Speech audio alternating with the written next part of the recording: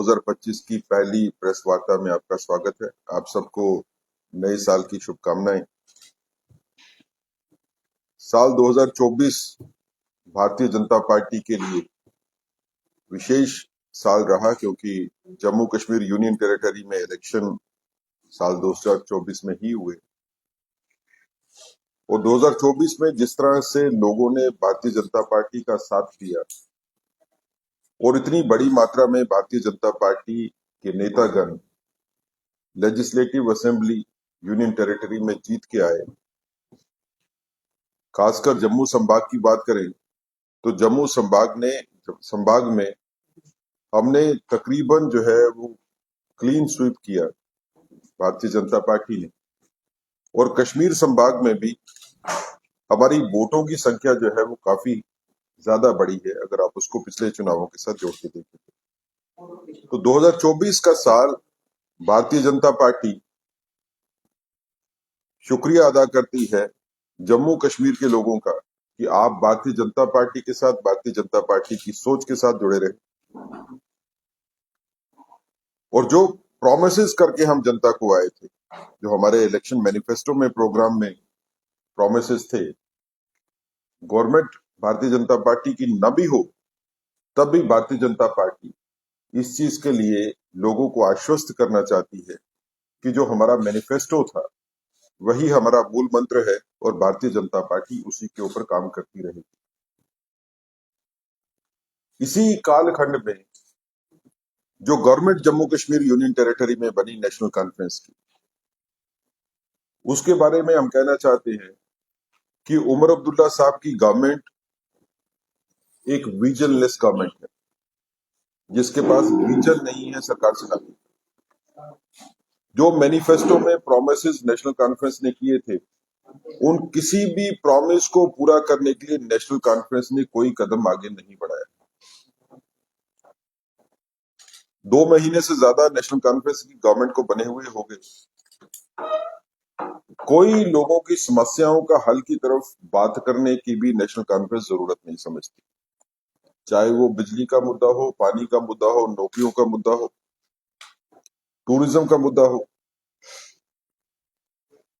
जो प्रोजेक्ट्स जम्मू कश्मीर में काम करने वाले उसकी बात हो। कहीं पे भी नेशनल कॉन्फ्रेंस की गवर्नमेंट कुछ भी करती हुई नहीं दिखती और ना ही इनका विजन। हम ये भी कहना चाहते हैं कि आने वाले वक्त में नेशनल कॉन्फ्रेंस अंदर से ही टूटेगी। नेशनल कॉन्फ्रेंस के अंदर में लीडरशिप के लिए क्राइसिस है। कोई नेशनल कॉन्फ्रेंस का बड़ा नेता इस वक्त नेशनल कॉन्फ्रेंस के चीफ मिनिस्टर साहब के साथ खड़ा नहीं दिखता है, और नेशनल कॉन्फ्रेंस ने जिस तरह के प्रोमिसेस लोगों के साथ किए, उनको फुलफिल करने के लिए इनके पास कोई रोड मैप नहीं है, कोई ब्लूप्रिंट नहीं। फाइनेंशियल प्रावधान किए बगैर प्रोमिसेस जो किए जाते हैं, उनका क्या हाल होता है वो हमने दिल्ली में भी देखा और पंजाब में भी देखा। नेशनल कॉन्फ्रेंस और कांग्रेस के बीच में जिस तरह से लड़ाई चल रही है वो भी आपको जाहिर है। तो इसलिए आने वाला वक्त ये साबित करेगा जो हम कह रहे हैं कि नेशनल कॉन्फ्रेंस एक डायरेक्शनलेस गवर्नमेंट को चला रही, जो कोई डेफिनेट डायरेक्शन के ऊपर गवर्नमेंट को नहीं लेके जा रहे। जम्मू में कुछ मुद्दे जो है वो उठाए गए, वो सियासी ताकतों ने उसको हवा देने की कोशिश की, जैसे रोपवे का मुद्दा हो।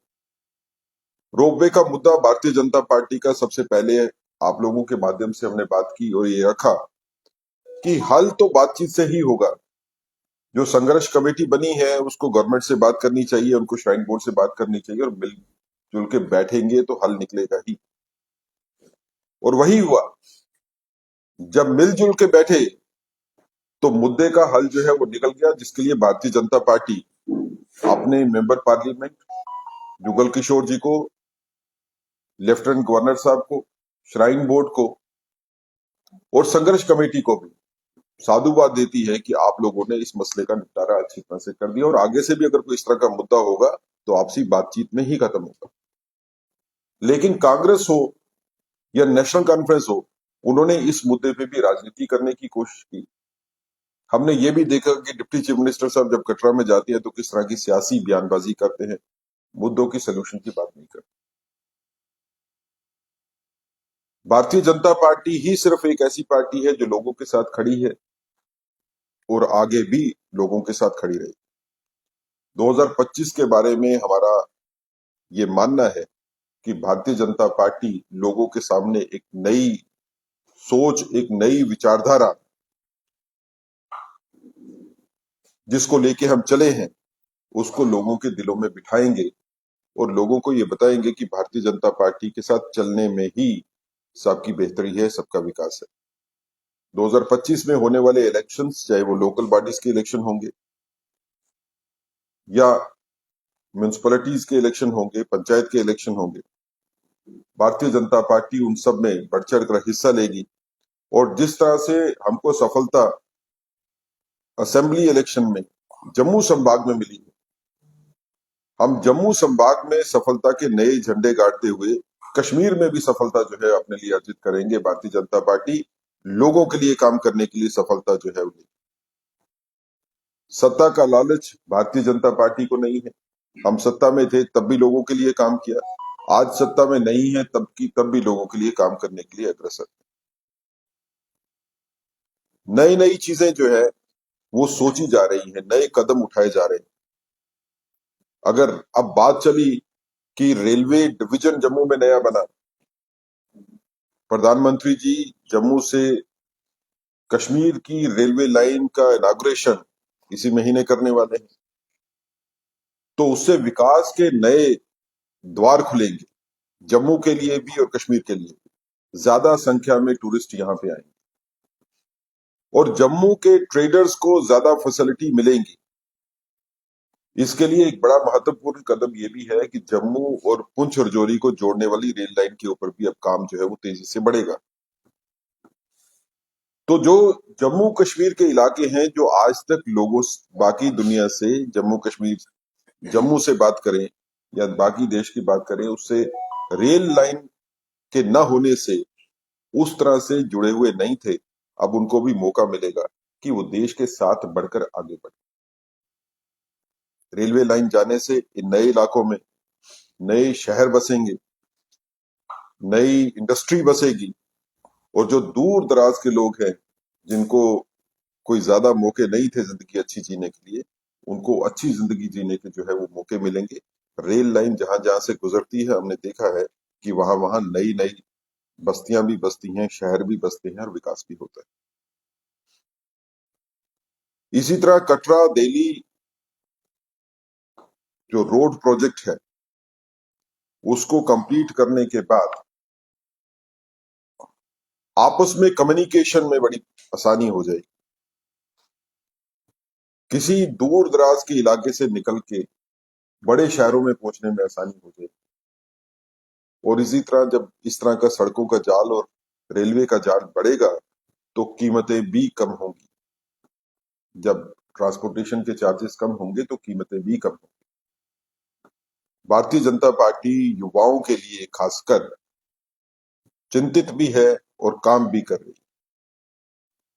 जिस तरह से युवाओं में बड़ी संख्या में जिनको नौकरियों की लेटर्स जो है अभी दिए गए और आने वाले वक्त में भी होगा, भारतीय जनता पार्टी जम्मू कश्मीर इसमें चिंतित है कि हम सेंट्रल गवर्नमेंट के पास भी इस मुद्दे को लेके जाएं कि special recruitment drive Jammu Kashmir के लिए खासकर की जाए, सेंट्रल फोर्सेस में भी और सेंट्रल गवर्नमेंट के सिविल ऑफिसरों ऑफिस में भी, ताकि जम्मू कश्मीर का युवा वो नौकरियां भी ले और आगे बढ़े जिंदगी में नए नए मौके जो है युवाओं को मिल रहे हैं, मातृशक्ति को मिल रहे हैं। महिलाओं के लिए बड़ा काम भारतीय जनता पार्टी ने मोदी जी की गवर्नमेंट के दौरान अभी तक किया है और आगे इस काम को बढ़ाया जाएगा। कुल मिला के 2024 का साल भारतीय जनता पार्टी के लिए एक उत्साह वाला साल था। लोग हमारे साथ खड़े रहे। 2025 का साल भारतीय जनता पार्टी के लेजिस्लेटर्स जो चुने गए उनके लिए काम करने का साल है और हम इसके बारे में कटिबद्ध है, हमारे सारे एमएलए कटिबद्ध है कि लोगों के लिए काम जो है वो करवाने हैं। गवर्नमेंट कोई भी हो, गवर्नमेंट किसी की भी हो, लेकिन भारतीय जनता पार्टी के द्वारा जो जम्मू के लोग हैं उनका कोई काम जो है वो रुकेगा नहीं। हम सारे के सारे उसके बारे में चिंतित हैं। आपने कहा सर कि जी। जो उमर अब्दुल्ला की सरकार है विजनलेस है, लेकिन उमर अब्दुल्ला ने बार बार ये कहा कि मरकज की जानिब से जब सरकार यहाँ बनी नेशनल कॉन्फ्रेंस की, तो सेंट्रल गवर्नमेंट की जानिब से वो पावर्स नहीं दिए जा रहे हैं, सरकार काम करे। यहाँ दो पावर्स जो है स्टेट के अंदर, यूटी के अंदर चलाए जा रहे हैं। देखिए, जब उमर अब्दुल्ला साहब ने इलेक्शन लड़ा तो उनको पता था कि वो यूनियन टेरिटरी का इलेक्शन लड़ रहे हैं। अगर किसी को ये गलतफहमी है कि वो एक जम्मू कश्मीर स्टेट का इलेक्शन लड़ रहे हैं तो ये उनकी प्रॉब्लम है। जब आपको पता था कि आप यूनियन टेरिटरी का इलेक्शन लड़ रहे हैं जिसमें सरकार की पावर्स डिफाइंड हैं, जब तक यूनियन टेरिटरी है उसमें यूनियन टेरिटरी कॉन्स्टिट्यूशन के हिसाब से ही चलेगी। तो आपने जब लोगों को प्रोमिसेस किए तो उन प्रोमिसेस को पूरा करने के लिए आपके पास रोड मैप था क्या? अब जब लोग कहते हैं कि हमारे को बिजली दो क्योंकि आपने कहा कि आप फ्री में बिजली देंगे, तो आप लोगों को आप आज कहते हो कि आप तो मीटर लगवाओ सारी और सारी पेमेंट करोगे तभी हम आपको रेगुलर बिजली दे पाएंगे। तो इसका मतलब है कि आपने पहले प्रावधान को पढ़ा ही नहीं। इस तरह के प्रोमिसेस जो नेशनल कॉन्फ्रेंस ने अपनी मैनिफेस्टो में किए हैं जिसका कोई फाइनेंशियल बेस नहीं है, उसकी वजह से दिक्कतें आ रही हैं और उसकी वजह से आगे से भी दिक्कतें आएंगी। सेठ साहब, विजेता से प्रधानमंत्री मोदी जब लोकसभा के और असेंबली के चुनाव थे, उन्होंने कहा था कि जैसे ही चुनाव खत्म होते हैं तो स्टेट फंड वापस दी जाएगी, लेकिन अभी तक कोई रोड मैप नहीं है और सत्र भी चला गया, कुछ नहीं है। क्या कहेंगे इसके ऊपर? ये उन्होंने वादा किया। देखिए, ऐसा है कि किसी भी वादे में ये नहीं कहा गया कि आप इलेक्शन होने के इमीडिएटली बाद जो है वो स्टेटहुड होगी। स्टेटहुड के लिए भारतीय जनता पार्टी का व्यक्तित्व जो है वो शुरू से ही क्लियर है कि स्टेट बनने के जब सरकमस्टांसिस होंगे तो उसमें कोई डिले नहीं होगी इसको वापस स्टेट बनाने के लिए। इसके लिए कि क्या अभी सिचुएशन स्टेट बनाने की हो गई है यूनियन टेरिटरी को, उसके लिए रेलिवेंट फोर्सेस है, रेलिवेंट अथॉरिटीज है जो इसको कंसिडर करती हैं, उसमें सिक्योरिटी इनपुट्स भी होते हैं। उसके बारे में हमको चिंता करने की जरूरत नहीं है। लेकिन जो हमने गेन किया है, जो हमने सिक्योरिटी का कंट्रोल किया है, जो हमने मिलिटेंसी को खत्म किया है, उस मिलिटेंसी को दोबारा कोई रिवाइव कर दे और हम जल्दबाजी में जो है वो यूनियन टेरिटरी को स्टेट बना दें, ये भी कोई अच्छी बात नहीं। एक मेरा क्वेश्चन और है, जितने भी आपने मुद्दे सरकार को कहा कि ये जो है चाहे पानी का, बिजली का, स्वास्थ्य का, ये अपने मैनिफेस्टो में उन्होंने लिखा, वो हाल नहीं किया। आप मानते हैं कि पिछले 10 साल में ये मुद्दे रहे हैं जिस तरह से आप कहते हैं विकास हुआ है, ये मुद्दे जो है फिर से वो उनको गिनाए जा रहे हैं? क्या आप मानते हैं कि ये 10 साल में थे ये मुद्दे? देखिए, भारतीय जनता पार्टी ने पिछले जब से गवर्नर रूल लगा और उसके बाद एसपी साहब की गवर्नमेंट यहाँ पे बनी, उस दौरान विकास के हमने काफी ज्यादा काम किए। और भारतीय जनता पार्टी ने भी जब अपना आश्वासन पत्र निकाला था, संकल्प पत्र निकाला था, तो हमने लोगों को कहा था कि हम इससे ज्यादा बढ़कर और भी काम करेंगे। काम कभी खत्म नहीं होते। कोई भी गवर्नमेंट ऐसी नहीं हो सकती जो कहेगी कि हमने 100% काम कर लिया और आगे करने के लिए हमारे पास कोई काम नहीं। लेकिन आप काम के जब प्रोमिसेस करते हो तो उसका आपके पास रोड मैप होना चाहिए कि इस काम को पूरा करने के लिए आपको जो पैसा की जरूरत है वो पैसा कहां से आएगा। अब हर चीज के लिए आप नहीं कह सकते हो कि पैसा तो सेंट्रल गवर्नमेंट देगी तभी ये काम होंगे। आपके पास रोड मैप होना चाहिए। भारतीय जनता पार्टी ने जब अपना संकल्प पत्र जारी किया तो हमारे पास रोड मैप था कि ये पैसा कहां से लाना है और कैसे खर्च करना है। मैं आपको सिर्फ ये कहना चाहता हूं कि गवर्नमेंट जो है ये डायरेक्शनलेस गवर्नमेंट चल रही है और इस गवर्नमेंट में अंदर से जो मनमुटाव चल रहे हैं, क्योंकि सीनियर लीडर पार्टी के नेशनल कॉन्फ्रेंस के आज उमर अब्दुल्ला साहब के साथ खड़े नहीं दिखते हैं। उमर अब्दुल्ला साहब को डिफेंड करने के लिए उनके जूनियर लीडर्स जो है उनको सामने आना पड़ता है। जब मिनिस्ट्री बनाई गई नेशनल कॉन्फ्रेंस के द्वारा, तो अगर आप जम्मू संभाग की बात करें तो जम्मू संभाग से उन्होंने फर्स्ट टाइमर्स को लिया है जिनके पास मिनिस्ट्री चलाने का कोई एक्सपीरियंस नहीं। जो सीनियर लीडर थे पार्टी के उनको तो पीछे रखा है। अब जो सीनियर लीडर नेशनल कॉन्फ्रेंस के हैं उनमें मनमुटाव है, उनको प्रॉब्लम है। वो प्रॉब्लम दिखती भी है। सुनील जी, जिस तरह से आपने देखा कहा भी है और सबको पता भी है कि जम्मू प्रोविंस से ही बीजेपी को सीटें मिली हैं और ज्यादा बीजेपी को यहीं से ही लोगों ने पार्टी को सपोर्ट किया है। अगर हम जम्मू की पर्टिकुलर बात करें, यहाँ पर बड़े सारे इश्यूज हैं जिसको लेकर बीजेपी के एमएलए, क्योंकि नया साल है, लोग चाहेंगे इस पर बातचीत हो। जम्मू शहर जिस तरह से क्राउडेड हो गया है, नए इंफ्रास्ट्रक्चर की जरूरत है, नए फ्लाईओवर की जरूरत है। और अगर हम बॉर्डर टूरिज्म की बात करें, आज भी वहाँ की सड़क तक जाना हो, अगर हम स्टेट रोड की बात करें, बहुत ज्यादा रोड खराब है और बड़े सारे टूरिस्ट जाने में मुश्किल आती है। तो ऐसे में नए साल में बीजेपी कौन सा रोड मैप बना रही है, और पर्टिकुलर जम्मू शहर कंजस्टेड होता जा रहा है। कुछ रोडें हैं जैसे जम्मू से जानीपुर है, जम्मू से कनाल रोड या तालाब टुल्लू है, कुछ वहां पर इंफ्रास्ट्रक्चर को बढ़िया करने की जरूरत है। उस ओर का पार्टी का क्या फोकस है, क्योंकि जम्मू शहर को भी ठीक करने की बहुत ज्यादा समय जरूरत है। देखिए, जम्मू शहर एक बढ़ता हुआ शहर है, जिसमें जनसंख्या के बढ़ने की वजह से, क्योंकि पुराना शहर है, पुराने शहर की अगर बात करें तो उसमें सड़कें तो उतनी हैं, उनको आप वर्टिकली ही ऊपर जा सकते हो, नीचे से तो खुली नहीं कर सकते। तो उसके बारे में भारतीय जनता पार्टी भी चिंतित है और सेंट्रल गवर्नमेंट के साथ ये इश्यूज लिए भी गए। आज जो सड़कों का नया जाल बन रहा है, उसके बाद जो है इस पे फोकस रहेगा कि जहाँ पे फ्लाईओवर की जरूरत है, जहाँ पे सड़क जो है वो खुली नहीं हो सकती, सड़क कोई एक्स्ट्रा नहीं बन सकती, तो उसमें फ्लाईओवर के बारे में चिंतित होने की जरूरत है। और जहाँ पे बॉर्डर रोड्स की बात करें तो बॉर्डर रोड्स जो है एक अलग से प्रोजेक्ट है, उसके तहत बॉर्डर रोड्स बनती हैं, जिसके बारे में भारतीय जनता पार्टी भी बात करेगी। जहाँ पे जरूरत होगी वहां पे फैसिलिटीज, खाली सड़कों की बात नहीं है। यहाँ पे जम्मू में सैटेलाइट टाउनशिप की जरूरत है। जम्मू में अगर आप देखेंगे तो पिछले 30 साल से जो है वो कोई बड़ा हाउसिंग प्रोजेक्ट जो है वो नहीं हुआ। अब इसके बारे में जो है भारतीय जनता पार्टी का एक विजन है, हमने अपने संकल्प पत्र में भी लिखा था कि जो गवर्नमेंट यहाँ पे होगी वो चिंतित रहेगी कि नए सैटेलाइट टाउनशिप बने जम्मू में, ताकि जो आबादी बड़ी है उनके लिए रहने के लिए जगह जो है वो हम दे सके। अगर वो टाउनशिप जो है वो एरिया वाइज बड़ी ना भी हो तो वर्टिकल हो, जैसे बड़े शहरों में होती है, तो वो भी एक प्रावधान सोचा जा सकता है इसके बारे में। क्योंकि गवर्नमेंट अभी नेशनल कॉन्फ्रेंस की है यहाँ पे, लेकिन क्योंकि central government Bharatiya Janata party की है और यहाँ पे यूटी होने की वजह से उसमें कुछ रोल जो है, ज्यादा तो नहीं लेकिन कुछ रोल जो है वो एलजी एडमिनिस्ट्रेशन का भी होता है उसमें। तो भारतीय जनता पार्टी जहाँ पे बात करनी होगी, उस बात करने के लिए हम इससे भी हिचकिचाएंगे नहीं कि हमारे को उमर अब्दुल्ला गवर्नमेंट से बात करके उनसे काम निकालना पड़ेगा।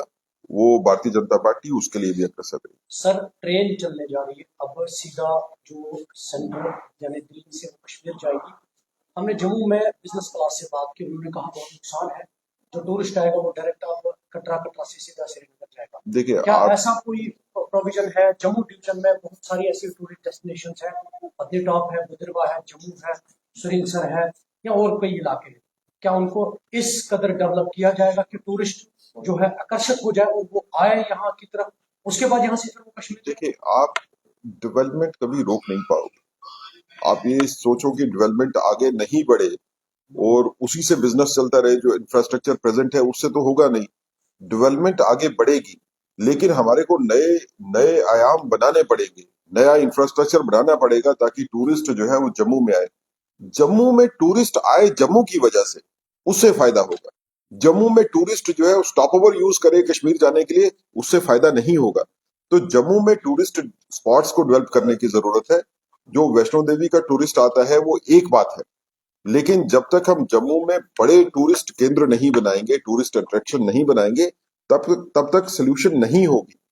तो भारतीय जनता पार्टी इस बारे में भी चिंतित है, इसलिए हमने पुंछ रजौरी में भी जो है वो टूरिस्ट प्लेसेस को, लेक्स को डेवलप करने की बात की, वहां पे जगह टूरिस्ट अट्रैक्शन बनाने की बात की। अगर गुरुद्वारा वहां पे पुंछ में गुरुद्वारा साहब जो है वो इतने फेमस हैं, रजौरी में दरगाह जो है वो इतनी फेमस है, तो इनको एक सर्किट उसके बारे में बनाने की, एक टूरिस्ट रिलीजियस सर्किट भी वहां पे बने और टूरिस्ट प्लेसेस भी बने।